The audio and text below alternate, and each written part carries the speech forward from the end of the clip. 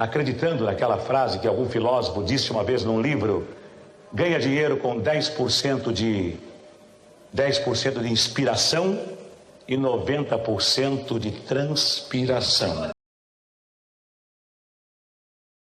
Escuta aqui, você que está sonhando acordado com a mágica do sucesso e a fórmula secreta de quem fica rico dormindo. Eu vou te desenganar agora, de cara, sem conversa fiada, essa história de gênio iluminado, de que basta uma ideia genial no chuveiro para virar milionário, é papo furado para vender livro de autoajuda. Se você quer construir um império que dure, que não dependa da maré, tem que enfiar na cabeça que a inspiração, meu amigo, é só o troco, é só a isca, a fundação, o pilar, o balanço, patrimonial. Isso aí se constrói com a pura e pesada transpiração. Eu não sou teórico, sou vendedor. Eu não estudei economia de Harvard, eu estudei a cara do povo na rua.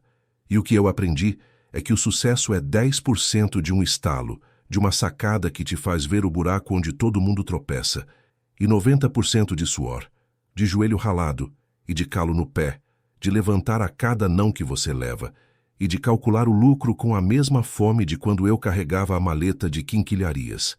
A maleta era pesada, mas o peso da responsabilidade de dar a volta por cima era maior.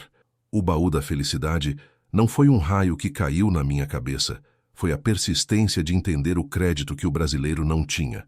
Foi pegar a ideia de um carnezinho, que é jargão popular para um fluxo de caixa previsível, e girar a moeda num país inflacionário, onde a garantia era a confiança da dona de casa.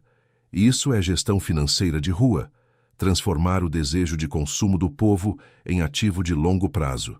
Não foi inspiração, foi sentar na mesa e calcular quantas cartelas eu precisava vender para pagar a luz e ainda sobrar um centavo para reinvestir. Isso é transpiração técnica. Quando montamos o SBT, a jogada não foi só ter o microfone na mão. A transpiração estava em conhecer a audiência como a palma da minha mão. Enquanto os outros olhavam para a elite, eu olhava para o meio do Brasil, para quem acordava cedo e precisava de um pouco de alegria barata no horário do almoço. Isso é estratégia de mercado. Dar ao povo o que ele quer, antes que ele saiba que quer. E para manter a máquina rodando, você precisa de coragem para assumir o risco, que no nosso jargão virou ter uma carta na manga para quando o dólar subir e a publicidade cair. Isso é hedge de sobrevivência, não de mesa de luxo.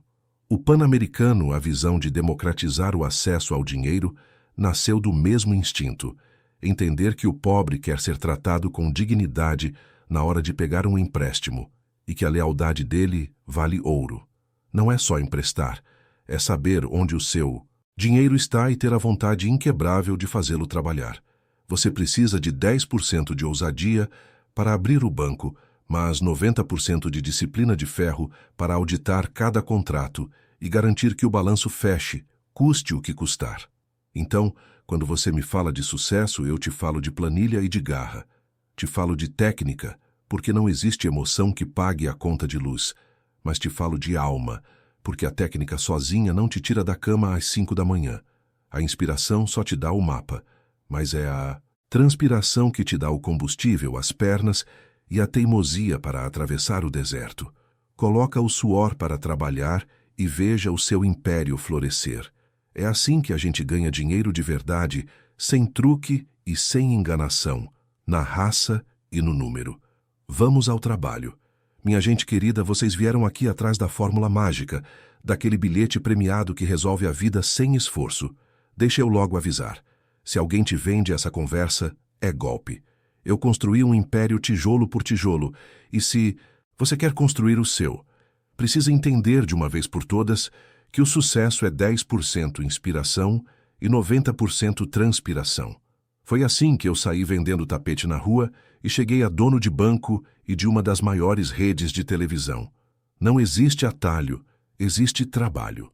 E o trabalho começa identificando a oportunidade, o tal do instinto do camelô. A inspiração, aquele 10% de luz, não nasce na sala de reunião climatizada. Ela nasce no asfalto, no suor do povo, na fila do ônibus. O camelô, o vendedor de Rua não tem planilha de Excel, ele tem faro. É a capacidade de olhar para a multidão e saber o que essa gente precisa agora, que eles nem sabem que precisam. Quando eu estava na barca, vendendo canetas e capas de plástico para título de eleitor, eu não estava apenas vendendo um produto. Eu estava testando o mercado, aprendendo a calibrar o preço na hora, sentindo a pulsação do público. Isso é inteligência de mercado bruta, sem custo. O instinto do camelô é o seu primeiro e mais valioso. Benchmarking é a sua pesquisa de mercado feita na base do grito e da reação imediata do consumidor. Agora, a diferença entre o sonhador e o empreendedor de verdade é o que ele faz com esse 10%. A maioria tem a ideia, mas só o implacável transforma essa inspiração em 90% de suor estruturado. O que é estruturar o suor? É pegar a ideia e criar o fluxo de caixa dela. O povo falava que eu era louco de vender carnês para o baú da felicidade, trocando dinheiro vivo por promessa de produto. Mas eu enxerguei ali o pote de ouro da receita recorrente. O valor não estava no produto final, mas na garantia de que o dinheiro entraria todo mês, antes mesmo de eu gastar. Isso é dominar o capital de giro. Você pega o dinheiro do povo hoje, aplica, faz ele render, e só daqui a meses você entrega a mercadoria.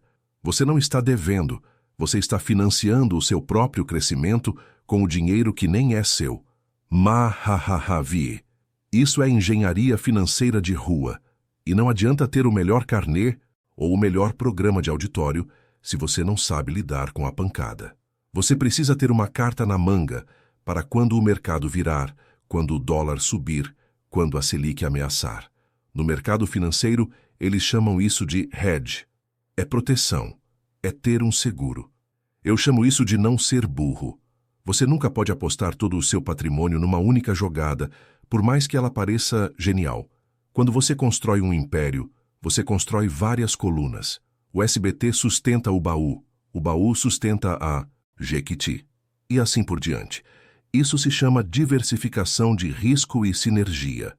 É fazer com que uma empresa alimente a outra, otimizando o custo e ampliando o alcance. É a logística do camelô aplicada em escala industrial. O SBT, por exemplo, foi erguido na base da coragem e da improvisação. Mas para manter a concessão e brigar com os gigantes, eu tive que trazer os 90% de transpiração técnica. Tive que entender de OPEX e CAPEX, o quanto se gasta para manter a máquina rodando e o quanto se investe para expandir e modernizar.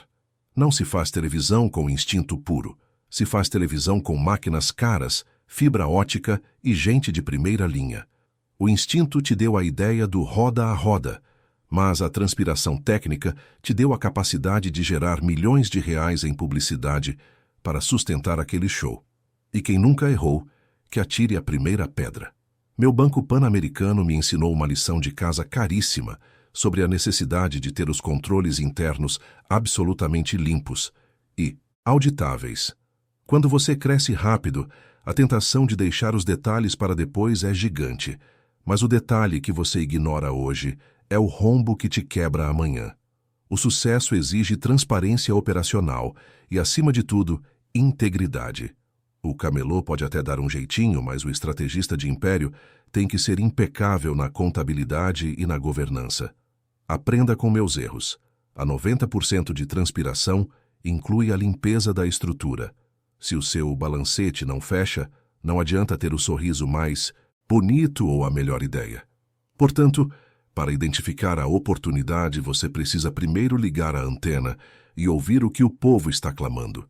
Depois, você pega essa inspiração e a afoga em trabalho duro.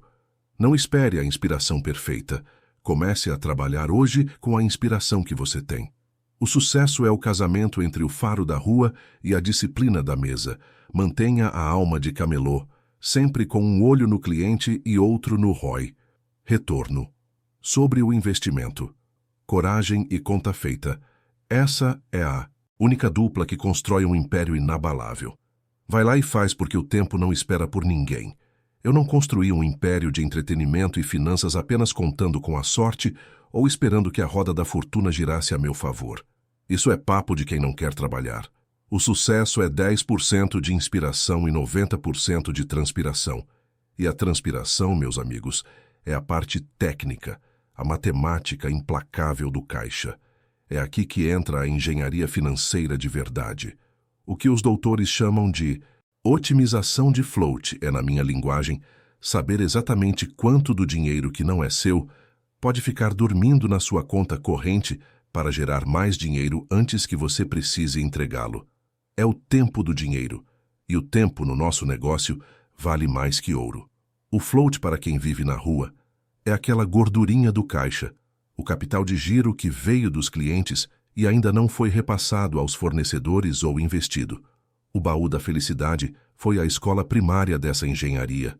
O povo comprava o carnê, aquele talão que garantia um produto ou prêmio no futuro. O dinheiro entrava hoje, em prestações bonitinhas e pontuais, mas a obrigação de entrega só vinha meses, às vezes anos depois. Esse ciclo era mágico. Você recebia o dinheiro antecipadamente e usava essa montanha de capital fresco, sem custo de juros, para financiar a compra dos produtos, para construir os estúdios do SBT ou para bancar novas ideias. Era um ciclo de capital de giro negativo. Você recebia antes de gastar. Enquanto o técnico da universidade chama isso de gerenciamento de passivos, eu chamo de entender a necessidade do povo e usar a fé dele no meu negócio como combustível. Essa técnica, no entanto, não é um truque de mágica de auditório. É 90% de transpiração. Exige uma disciplina fiscal que faria um general de exército sentir inveja. Você precisa controlar o contas a receber, o dinheiro que entra, com a ferocidade de um leão. E, mais importante, precisa gerenciar o contas a pagar, dinheiro que sai. O segredo da otimização do float não é só trazer o dinheiro do cliente rápido, é negociar com o fornecedor para que o pagamento dele seja feito o mais tarde possível, sem, contudo, quebrar a confiança. Se eu consigo esticar o prazo de pagamento de 30 para 60 dias, esses 30 dias extras de capital livre no meu caixa são um investimento. O jargão técnico é stretching payables, mas a realidade é inteligência na negociação, mantendo o fornecedor feliz, mas com o dinheiro rendendo para o império. Eis a parte delicada. A engenharia financeira precisa de pilares sólidos. Eu sempre digo que o empresário sem coragem quebra, mas o empresário sem controle vira bagunça. O Banco Pan-Americano, por exemplo, embora envolto em questões complexas, ensinou uma lição brutal sobre os riscos de otimizar o float de forma irresponsável, ou pior, ilusória. O capital de giro, o float, tem que ser real. Não dá para brincar de vender ativos que não existem ou prometer o que não pode ser. Entregue. O float é o sangue do negócio. E se você frauda o estoque de sangue, o paciente morre. A lição é clara. O instinto, os 10% de inspiração, te faz criar o carnê. A contabilidade rigorosa, os 90% de transpiração, te impede de afundar. O sucesso vem do balanço patrimonial ajustado, com a vontade inquebrável de pagar as contas e ainda lucrar. O SBT aplica o float de uma maneira diferente, mas igualmente engenhosa. Nós vendemos espaços publicitários.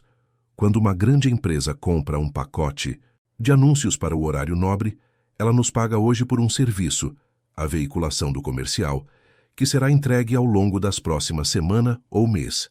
O dinheiro está no meu caixa, rendendo, antes mesmo que o vídeo da Maísa vá ao ar.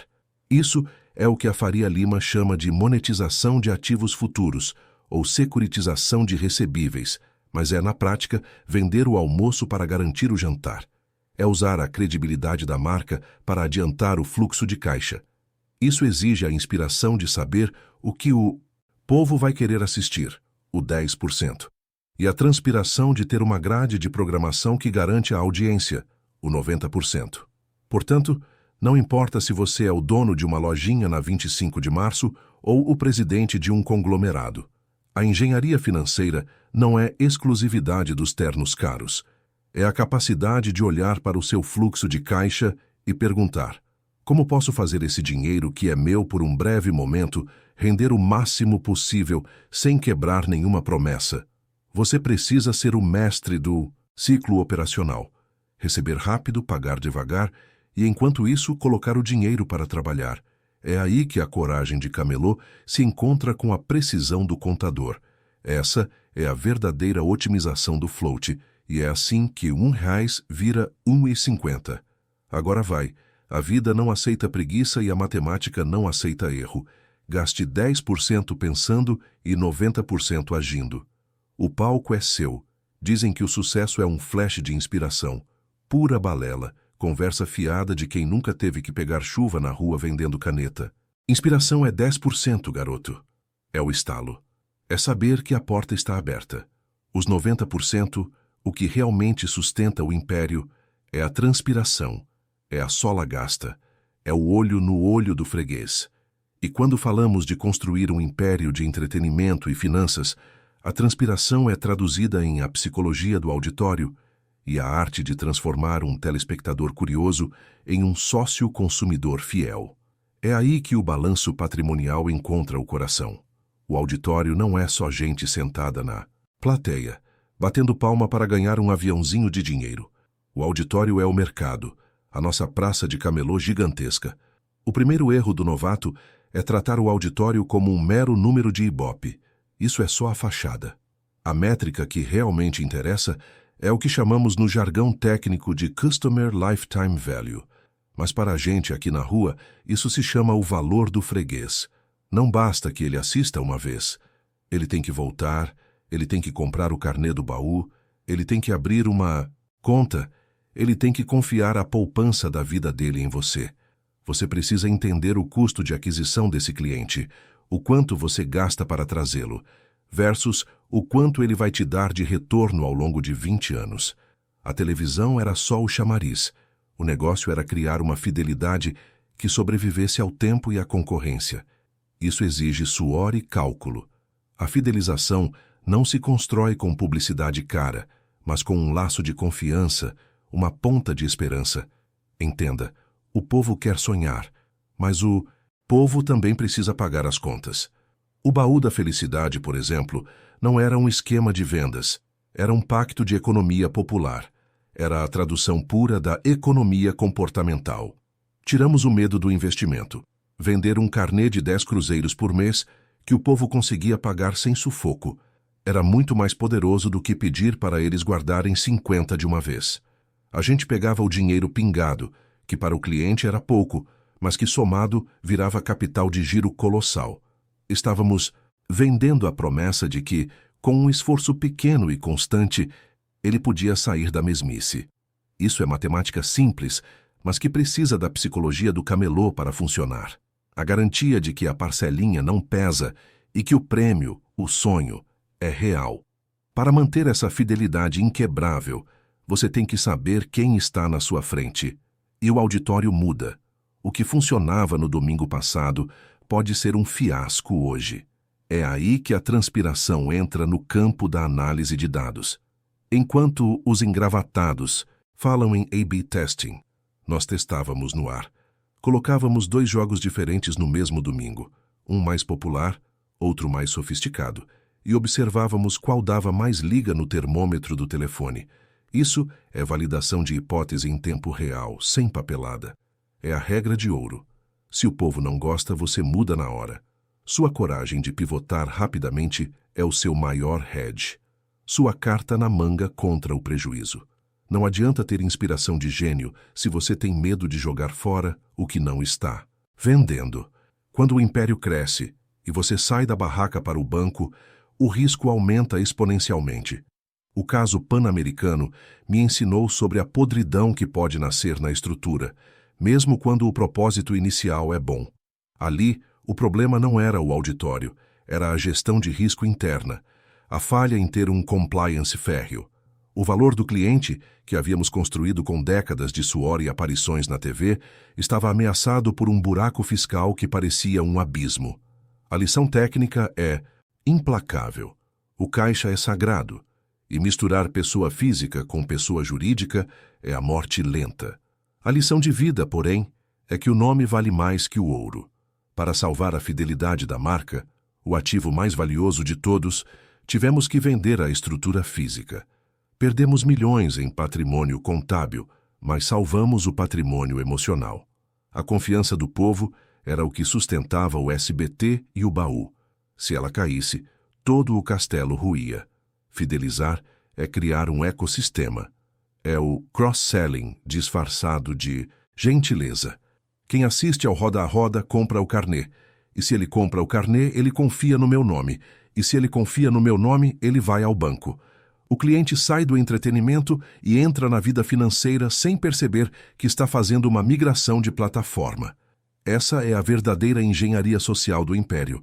Fazer com que cada braço do negócio reforce a credibilidade do outro. O auditório te dá a audiência para vender, o baú te dá o capital para investir, o banco te dá a alavancagem para crescer. Tudo se retroalimenta com os 90% de transpiração.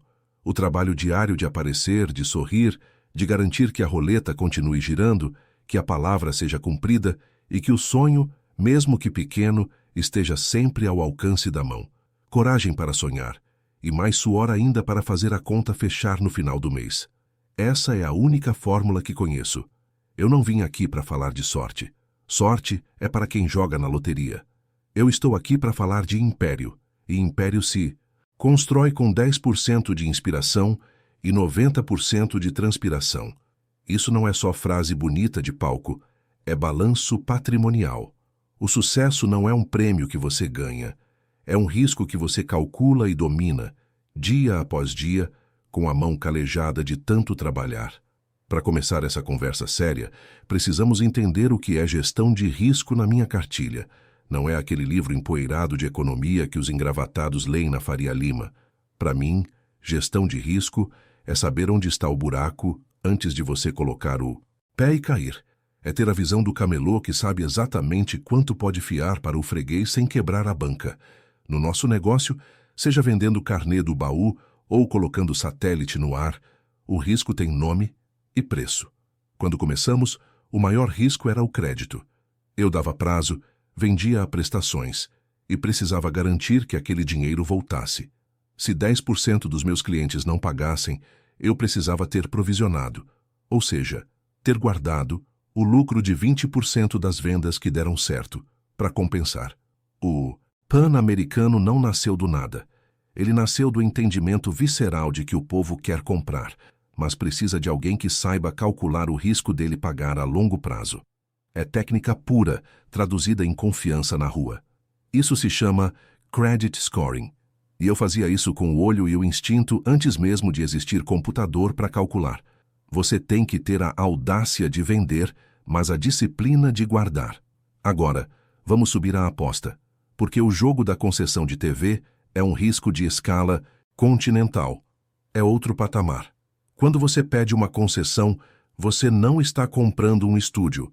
Você está pedindo ao governo o direito de falar na casa de milhões de brasileiros usando um bem público, que é o canal. O maior risco aqui não é o financeiro. Embora a televisão exija um investimento inicial capex gigantesco em equipamentos que viram sucata em 5 anos, o risco sistêmico, o que me tirava o sono, era o risco regulatório. O governo sentar em cima da sua cabeça e decidir que você não serve mais. Um canal de televisão, meu amigo, é uma máquina de fazer dinheiro, mas é também um gigante com pés de barro político. O investimento é irreversível.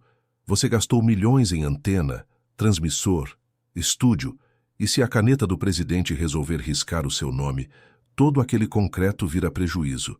Para gerenciar esse risco, a estratégia é clara: transparência e excelência operacional. Você tem que ser impecável no que entrega e manter o balanço patrimonial limpo, com a casa organizada. O SBT não pode ser só um negócio de entretenimento. Tem que ser uma instituição que contribui, que gera emprego e que tem as contas à prova de bala.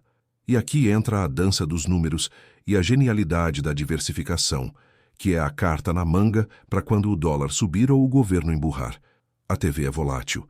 Um mês o Ibope está alto, no outro cai e os anunciantes somem. Para estabilizar essa loucura, eu usei o baú e, mais tarde, os negócios financeiros. O baú e a Jequiti são como o alicerce sólido que Fica de pé quando a tempestade do Ibope bate no telhado do SBT. Isso se chama cross-subsidization, ou na língua do povo, é fazer com que a sua lojinha que vende perfume ajude a pagar o salário da estrela da novela. O fluxo de caixa constante e previsível dos carnês e dos cosméticos servia como um hedge, uma proteção, um colete à prova de balas para o risco inerente da mídia. Era o dinheiro pingando todo dia, garantindo o capital de giro, enquanto o SBT corria os riscos altos e buscava a escala. Nunca coloque todos os ovos na mesma cesta, especialmente quando essa cesta está pendurada por um fio político. O segredo do império é entender que a coragem não é a ausência de medo, é a habilidade de calcular o medo e agir apesar dele. Você precisa ser agressivo na busca pelo lucro, mas conservador na proteção do seu capital. O pan-americano, em seus momentos de glória e crise, sempre me ensinou sobre a necessidade de ter liquidez, de ter dinheiro vivo na mão para resolver problemas inesperados. É o seu buffer financeiro, sua reserva de emergência. Você não pode depender da bondade dos bancos ou da paciência dos seus credores. É 10% de inspiração para criar o roda a roda e 90% de transpiração para garantir que, se o roda a roda quebrar amanhã, você ainda tem fôlego para inventar o próximo sucesso. Essa é a gestão de risco.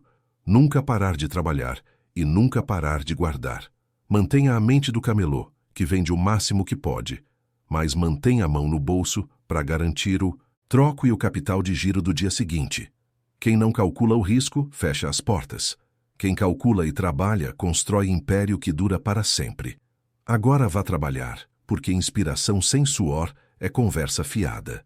Escuta aqui o que o tio Silvio tem para te dizer, porque para construir um império, não basta ter o sonho, tem que ter o balanço patrimonial organizado e a coragem de um leão. Você fala em diversificação de ativos, e eu te digo que isso não é papo de Wall Street. Isso é mentalidade de camelô bem-sucedido. É aquela velha história. Não se bota todos os ovos na mesma cesta, nem que a cesta seja de ouro. Se o mercado de televisão aperta, a porta do baú tem que estar aberta.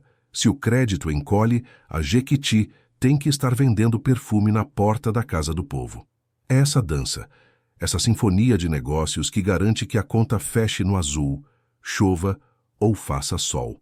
Muita gente acha que o sucesso é 10% inspiração. E tá certo, mas a inspiração só serve para você ter a ideia do carnê. Os 90% de transpiração é o que te faz sair do SBT, ir para o banco e depois ir para os cosméticos, garantindo que o seu ecossistema financeiro e de lojas não dependa de uma única fonte de oxigênio. O jargão técnico chama isso de mitigação de risco e alocação estratégica de capital. Eu chamo de instinto de sobrevivência. Eu entendi que a minha principal commodity era a audiência, a atenção do público. Uma vez que eu domino o palco, eu transformo o espectador em cliente de um carnê, depois em correntista e, depois em revendedor de cosmético. Isso é o que os engravatados chamam de sinergia verticalizada. Eu chamo de aproveitar a viagem, porque o cliente já está no seu ônibus, é só oferecer a próxima parada. A diversificação não é apenas um luxo, é uma provisão de guerra. Quando você espalha os seus ativos, você está fazendo o que chamam de hedge, ou seja, você está colocando uma carta na manga para quando a maré subir e o dólar começar a dançar.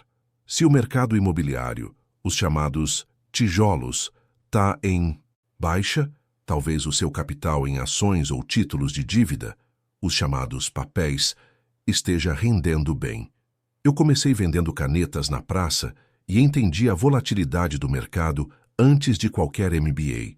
Se a caneta azul está vendendo hoje, amanhã o povo pode querer a vermelha, então eu tenho que ter as duas.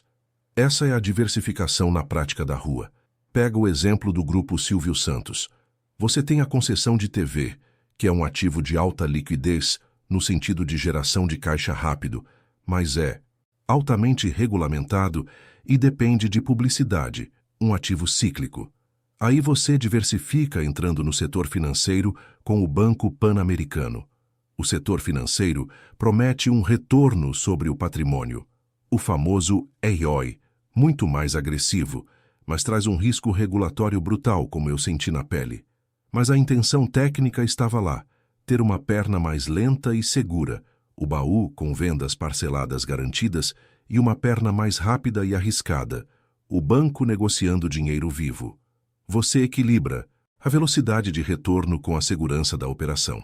Isso não é só sorte, é arquitetura financeira baseada em 90% de planilhamento e 10% de sonho grande. A diversificação de lojas ou pontos de contato com o cliente é igualmente crucial. A sua loja não precisa ser uma porta de vidro. A sua loja pode ser o seu programa de televisão, o seu catálogo de cosméticos Jequiti que entra na casa da vizinha ou o seu site de vendas.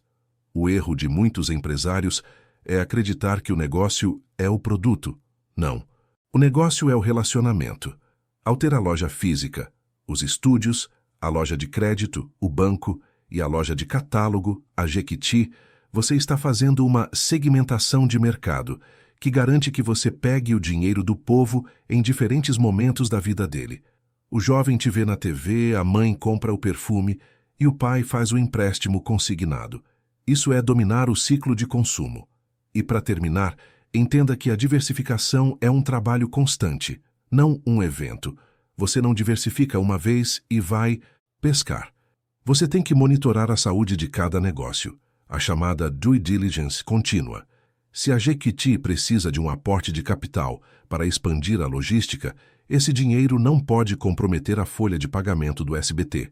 O caixa de cada negócio tem que ter o seu colchão de segurança. É aí que a transpiração entra. É não dormir pensando se o balanço da próxima semana aguenta a pressão. A diversificação de ativos e lojas é a sua garantia de que mesmo que um braço do seu império pegue fogo, os outros braços estarão firmes, te dando tempo. Tempo que, meu amigo, é o ativo mais caro que existe no mundo dos negócios. Coragem. Mete a cara e não tenha medo de ter 10 ovos em 10 cestas diferentes, porque se cair uma, você ainda tem 9 para garantir o banquete. Maravilhoso. Você quer saber como se constrói um império? Não é com poesia barata nem com aquelas reuniões enfadonhas de coaching, onde todo mundo sai com um adesivo motivacional. É com suor, meu filho. É 10% de inspiração para botar o negócio de pé e 90% de transpiração bruta, lavando a alma na lida todo santo dia. Eu nunca acreditei em funcionário, eu acredito em parceiro de risco. Se o cara só veste a camisa no dia do pagamento, ele não é meu parceiro, ele é meu custo. E custo a gente corta quando aperta. A grande jogada, a verdadeira mágica que eu fiz no baú, no SBT e em qualquer negócio que toquei, foi transformar o salário em semente. O sujeito que bate o ponto tem que sentir que ele não está construindo um patrimônio para mim, mas sim uma fatia do bolo para ele. E para isso acontecer, você tem que dar a ele o que chamam por aí de skin in the game. Eu chamo de colocar a mão na massa e sentir o cheiro do lucro. É garantir que a dor da perda seja dele, mas a alegria da vitória também seja. No jargão técnico, chamam isso de vesting ou stock options. Eu chamo de prometer a parte dele e ter a coragem de pagar quando o resultado chega. Quando você distribui um pedacinho da empresa ou amarra a bonificação diretamente ao resultado líquido, não à receita bruta, que é só vaidade, mas ao que sobra no caixa depois que todas as contas estão pagas, o sujeito para de olhar só para o relógio e começa a olhar para o desperdício. Ele vira fiscal do próprio negócio. Quando o operador de câmera se sente sócio, ele desliga a luz da sala que não está sendo usada. Isso é alinhamento de interesse. O erro do patrão mediano é achar que liderança é mandar e que obediência é sinal de respeito. Não é. Liderança é criar um exército de generais. Eu comecei na rua, vendendo de porta em porta, e o que eu aprendi na calçada é que você não precisa do MBA de Harvard para saber o que o povo quer. Você precisa ter a coragem de perguntar. E se você trata seu funcionário como sócio, ele te dá essa resposta de graça. Ele está na linha de frente. Ele sabe onde o sapato aperta. Ele sabe qual é o produto que vai emplacar e qual é a novela que vai dar traço. Ignorar esse instinto de quem sua a camisa é burrice de escritório. Veja o que fizemos no Pan-Americano, por exemplo, antes de qualquer turbulência. A filosofia sempre foi de capilaridade e confiança. Você não escala um banco, você não abre 100 filiais, se cada gerente não tiver a autonomia para tomar risco calculado e a certeza de que a recompensa virá. Essa autonomia é a prova de que você confia no instinto do seu parceiro. Não é delegar a tarefa, é delegar a responsabilidade de ganhar dinheiro. A diferença é abissal.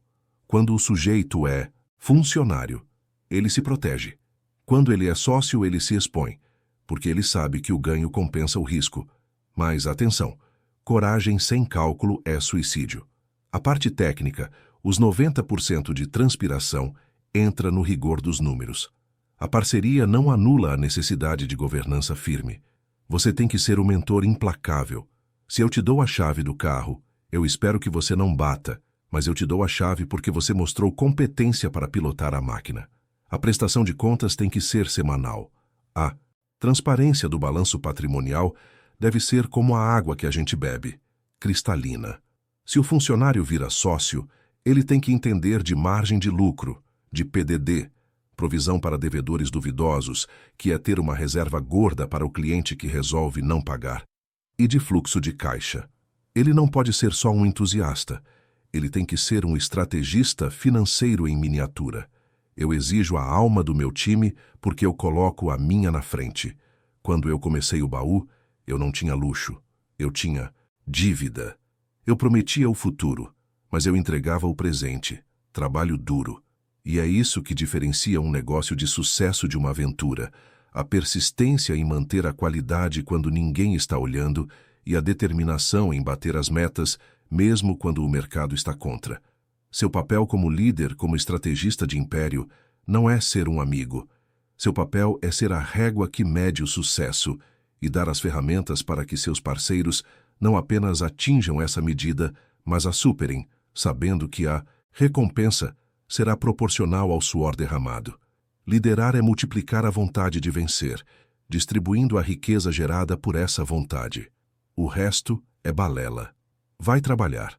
Minha gente, presta atenção aqui no tio Silvio, porque eu não cheguei onde cheguei dando balão, e muito menos esperando o vento soprar a meu favor. Essa história de que o sucesso é 10% inspiração e 90% transpiração não é frase de para-choque de caminhão. É o balanço patrimonial da vida de quem construiu o império. Quando você está começando, ou quando você é um peixe pequeno nadando num aquário cheio de tubarões, você não tem orçamento para brigar de igual para igual. É aí que entra o marketing de guerrilha. O gigante tem dinheiro, tem o horário nobre, tem a capa da revista. O gigante tem o que o pessoal chique chama de capital expenditure. Traduzindo para a nossa língua, ele tem a torneira aberta para gastar naquilo que já está dando certo. E o que você tem? Você tem a rua, você tem a velocidade e você tem a fome. O marketing de guerrilha não é sobre ter o maior cheque. É sobre ter a melhor ideia entregue na hora exata, gastando o mínimo possível. É a tática do camelô que vende mais que a loja de departamento, porque ele está onde o povo está, falando a língua que o povo entende. Quando eu comecei com o baú da felicidade, acham que eu tinha dinheiro para meter propaganda em todas as rádios? Claro que não. Minha campanha de marketing era a confiança. Era bater na porta, era a parcela acessível, era o carnê, que valia mais que o dinheiro porque gerava um vínculo mensal. Esse é o puro marketing de guerrilha. Enquanto os gigantes estavam fazendo análise de market share, quantas pessoas eles dominavam no total, eu estava focando no meu niche market, o bairro, a vizinhança, a dona de casa que ninguém dava atenção. Eu não precisava roubar 50% do mercado. Eu precisava conquistar 100% daquele quarteirão. Toda empresa grande sofre de uma doença, a burocracia. O pessoal de terno chama isso de inércia, ou paralysis by analysis. Eles demoram 6 meses para aprovar uma campanha de 2 milhões. Você, com o marketing de guerrilha, tem que ser o raio.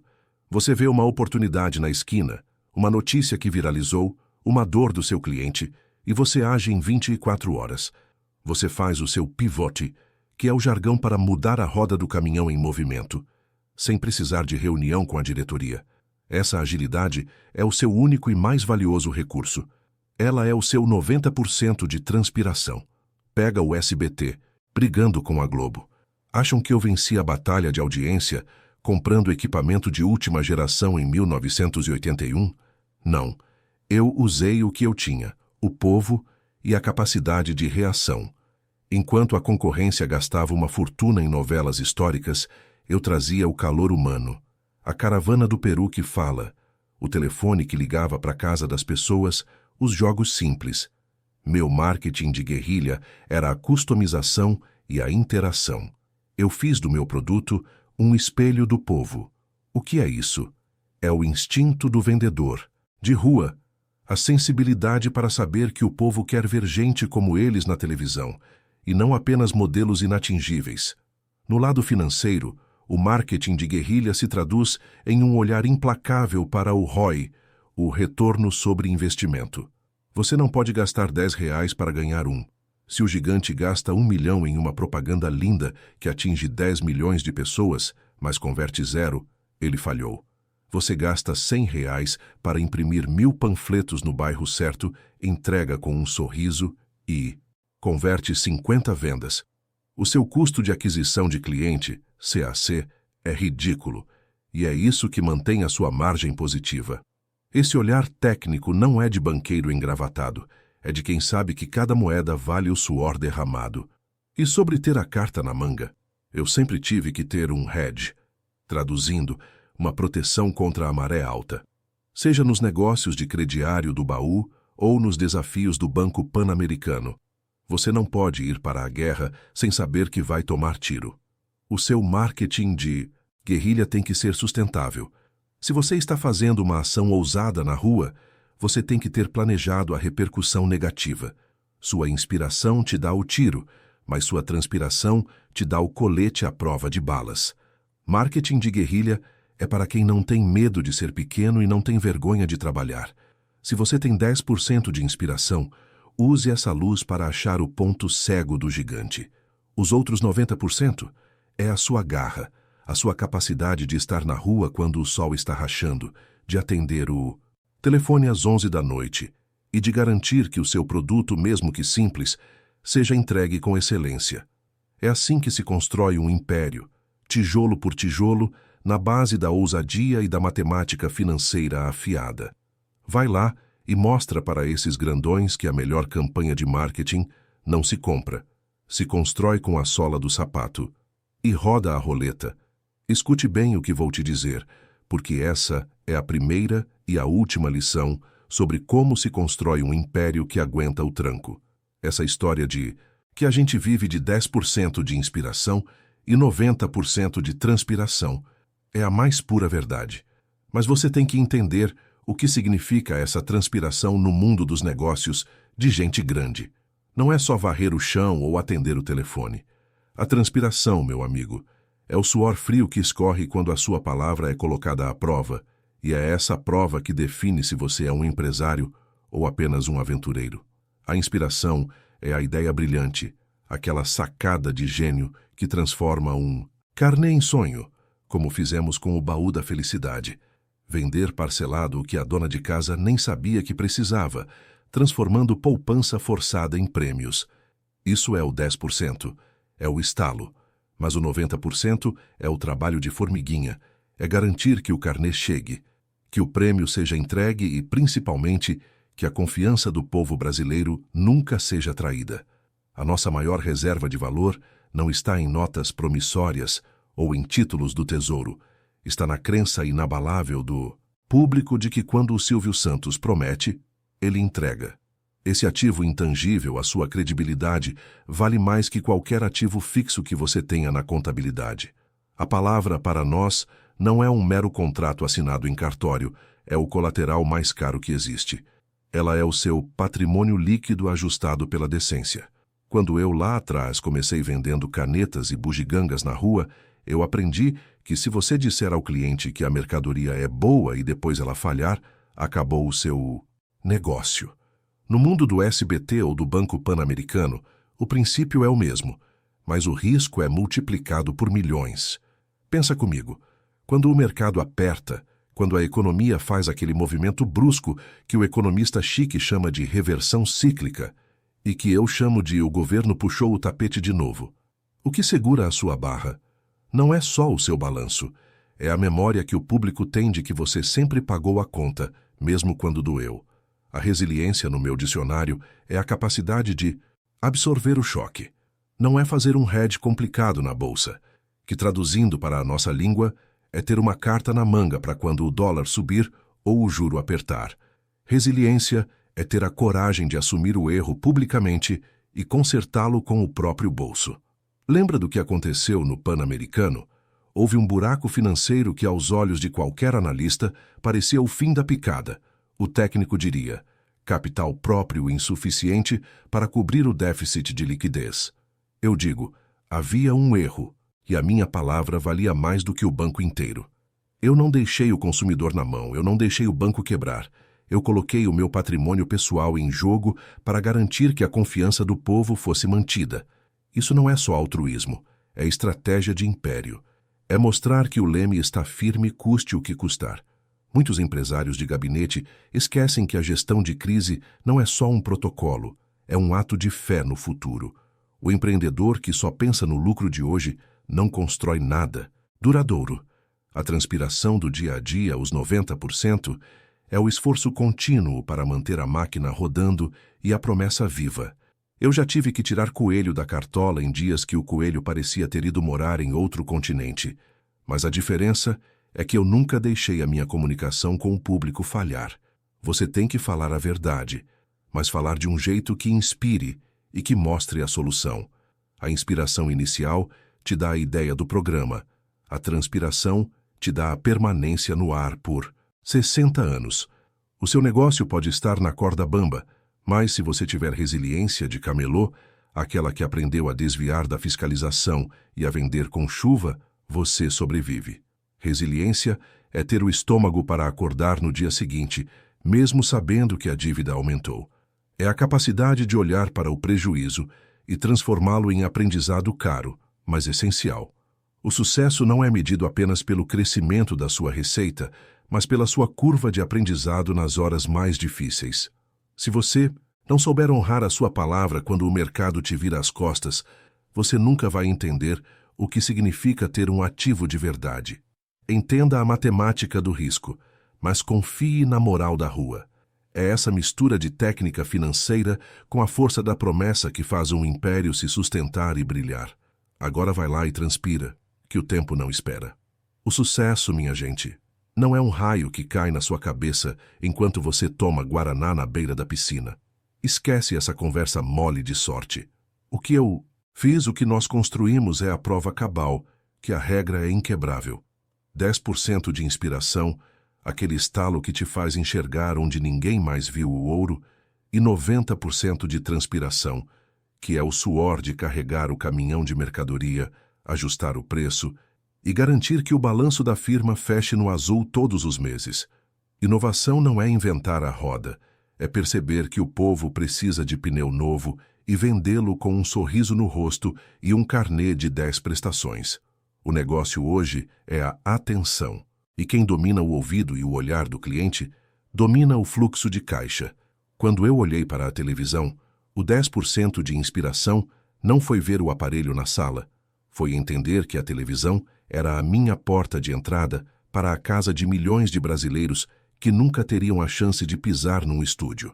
A inovação não estava na tecnologia da câmera, mas na engenharia social de levar o prêmio, o sonho e o aviãozinho para a dona de casa, o feirante, o operário. Isso é o que chamamos no mercado de segmentação de nicho, mas na rua a gente chama de dar a voz a quem estava mudo. Eu não vendia programa. Eu vendia a chance de ter a geladeira cheia e o nome gritado no auditório. A transpiração, os 90%, foi construir a logística para que o sonho fosse entregue, para que o prêmio saísse do palco e chegasse na casa do ganhador sem faltar um centavo. Isso exige um nível de serviço que compete com o balanço patrimonial, pois a confiança do seu público é o seu ativo mais valioso, aquele que não aparece na coluna de imóveis, mas sustenta o valor de mercado da sua marca. Peguemos o baú da felicidade. O estalo, os 10%, foi simples. O brasileiro quer planejar a compra, mas não confia no banco. Ele quer o produto, mas precisa de uma forma de pagar que caiba no orçamento apertado. O gênio da inovação, porém, estava nos 90% de transpiração, o capital de giro. Eu recebia o carnê, o dinheiro, no início do ciclo, antes de ter que entregar a mercadoria. Isso inverte o ciclo de conversão de caixa, fazendo o cliente financiar a minha operação com juros zero. Enquanto o lojista comum comprava, estocava e rezava para vender, eu já tinha o capital para comprar à vista, com desconto de atacado, e ainda investia o dinheiro no mercado financeiro por meses antes de precisar liquidar o produto final. É a pura arte do camelô aplicada à alta finança. Vender o que você ainda vai comprar, fazendo o dinheiro trabalhar por você. Essa engenharia financeira robusta e invisível é o que permite a escalabilidade do império. Não basta ter a ideia de vender, tem que ter a inteligência operacional para que cada real que entra na sua caixa registradora se multiplique como coelho. Atenção, porém, é um ativo volátil, e inovar significa estar pronto para o choque. O mercado financeiro é um poço de tubarões, e mesmo quem tem um império construído no suor pode escorregar. O caso do Banco Pan-Americano serve de lição de mestre para qualquer empreendedor que pensa que a força de vontade é suficiente sem a devida diligência técnica. A inspiração é o motor, mas a papelada, os 90%, é o chassi que segura tudo. Quando você inova e cresce rápido, precisa de controles internos fortes o suficiente para evitar que a fraude ou a má gestão mine o seu patrimônio líquido. No mundo dos negócios, você precisa de um hedge, que é ter uma carta na manga e um seguro para quando a economia desandar, o dólar disparar ou a sua gestão. Confiar demais em quem não presta. Inovar é arriscar, sim, mas o verdadeiro estrategista arrisca sabendo exatamente qual é a linha vermelha do prejuízo tolerável. Eu ensinei a vocês a ganhar dinheiro. Agora eu ensino a proteger o que foi ganho. A transpiração final é a coragem de assumir o erro, reestruturar a dívida e voltar para o jogo, pois a única falência de verdade é a falência da sua vontade de continuar lutando. O show não pode parar. Pegou o recado? Agora vai lá fazer o seu dinheiro. Girar. O sujeito que acredita que o sucesso é um raio que cai na cabeça ou que a inspiração vale mais que o trabalho duro, esse sujeito não constrói um império. Ele constrói um castelo de areia na beira da praia. Presta atenção no tio. 10% de inspiração é só a fagulha. É o momento em que você, lá vendendo canetas na rua, pensa: e se eu pudesse vender felicidade em prestações? Isso é a ideia, a faísca. Mas os outros 90%? Ah, meu amigo, isso é o alicerce. É o suor que garante que quando você sair de cena, a roda gigante continue girando e o auditório continue cheio. Falar de legado e sucessão não é só assinar papelada ou decidir qual das filhas vai herdar a caneta. É sobre a perpetuidade da transpiração. Você tem que montar uma máquina tão bem azeitada que a ausência do criador se torne irrelevante para a operação. Isso, no jargão chique, chamam de Corporate Governance e Succession Planning. Mas para nós, que aprendemos a vender no meio da muvuca, isso se traduz como colocar as regras do jogo no papel para que ninguém brigue pelo carrinho de pipoca e treinar o time para rodar o carrossel sem o dono no palco. Se o seu negócio só funciona quando você está lá, você não construiu um império. Você construiu um emprego de luxo para si mesmo. E emprego não é legado, é cadeia. A maior riqueza que eu construí não foi o SBT, nem os prédios do Pan-Americano, e nem o dinheiro em caixa. Foi o goodwill, a reputação que o povo brasileiro tem na marca que carrega o meu nome. O valor de mercado da confiança é incalculável. Se o meu público acredita no baú da felicidade e no que eu digo, isso é capitalização instantânea. É o que o pessoal do mercado chama de brand equity, a fé que o povo tem no negócio, mesmo sem nunca ter entrado na sede. A sucessão, portanto, tem que ser, primariamente, a sucessão dessa fé, desse instinto popular. A próxima geração não pode perder a conexão com a rua, com o telespectador que rala, porque se eles ficarem muito acadêmicos e esquecerem do chão batido, o império desmorona. A sucessão não é linear, é estratégica. Você tem que preparar não só quem vai ser o CEO, mas garantir que a alma do negócio, o respeito pelo consumidor e a busca incessante por audiência, continue viva. No meu caso, o desafio foi imenso porque tínhamos braços que falavam linguagens totalmente diferentes. O SBT, que é puro espetáculo e emoção, a Jequiti, que é logística e relacionamento direto, e o Banco Pan-Americano, que era risco e cálculo frio. Para harmonizar essa orquestra, você precisa de um framework de gestão, ou como eu chamo, o livro de regras da família que ninguém pode quebrar. Você precisa de um conselho, de gente que não tem medo de te dizer não, para garantir que, na sua ausência, o sistema tenha freios de emergência. Vou ser direto sobre o ponto mais delicado do legado, a responsabilidade.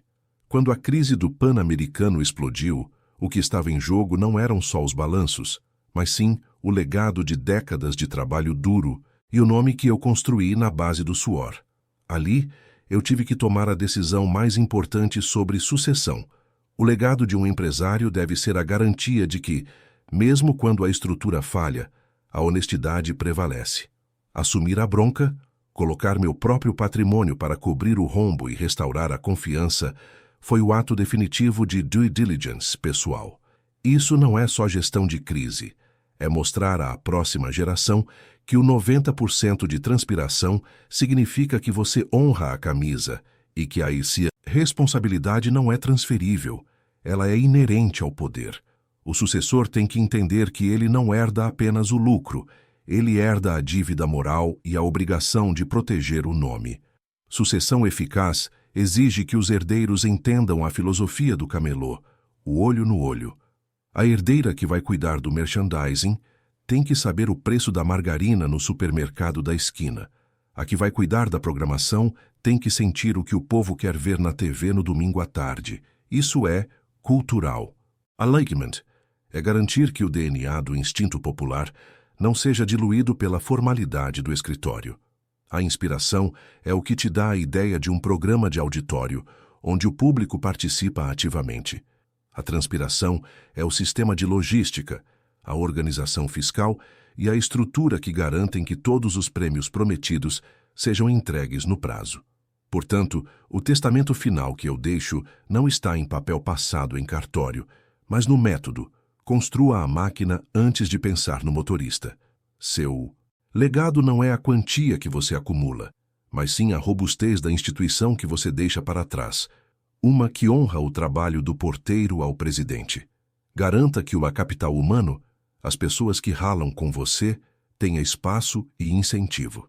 O verdadeiro sucesso é quando você pode sair de férias de um ano e o negócio não só não quebra, como cresce.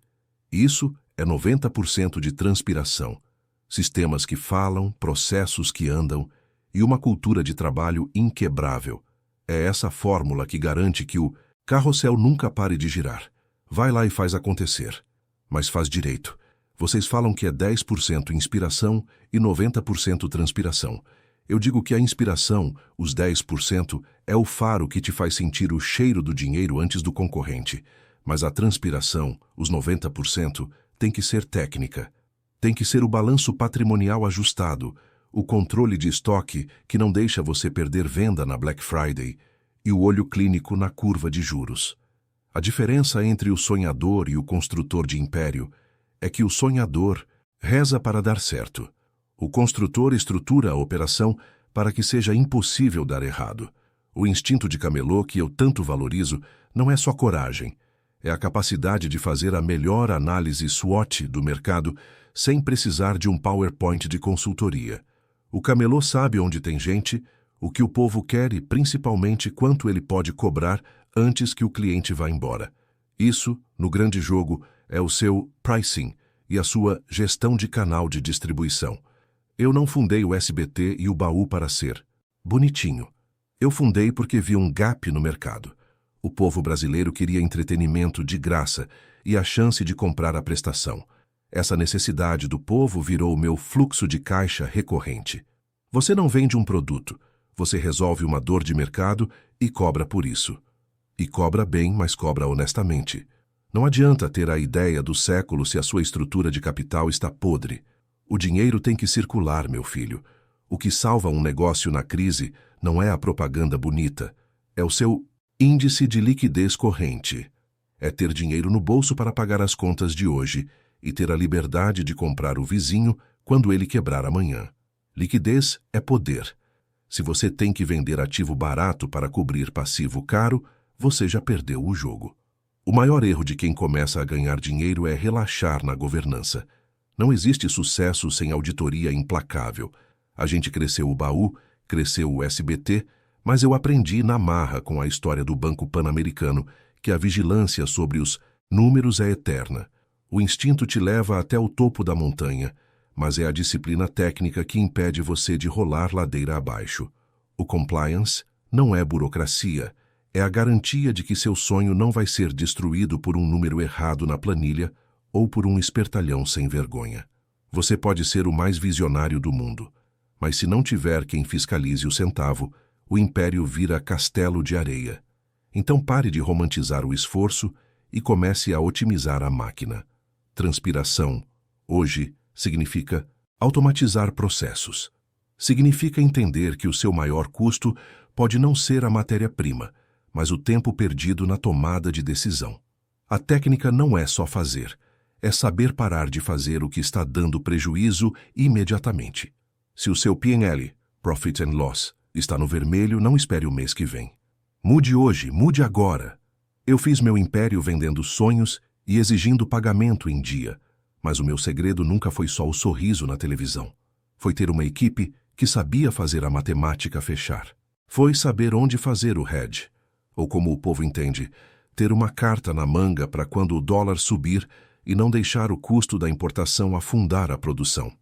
O estrategista de império não espera o sol nascer para trabalhar. Ele já calculou o dia, a hora e o custo de cada raio de luz antes do amanhecer. Você recebeu o mapa, mas agora tem que cavar. Não adianta ter 10% de inspiração se os 90% de transpiração estão sendo gastos em um poço seco. O seu trabalho não é ser ocupado, é ser produtivo e lucrativo. A inspiração te deu a ideia. A transpiração vai dar a execução. Mas o que você vai fazer agora para que a sua execução seja tecnicamente imbatível? Qual é a primeira linha do seu balanço patrimonial que você vai auditar hoje para garantir que seu império não está sendo construído sobre areia movediça?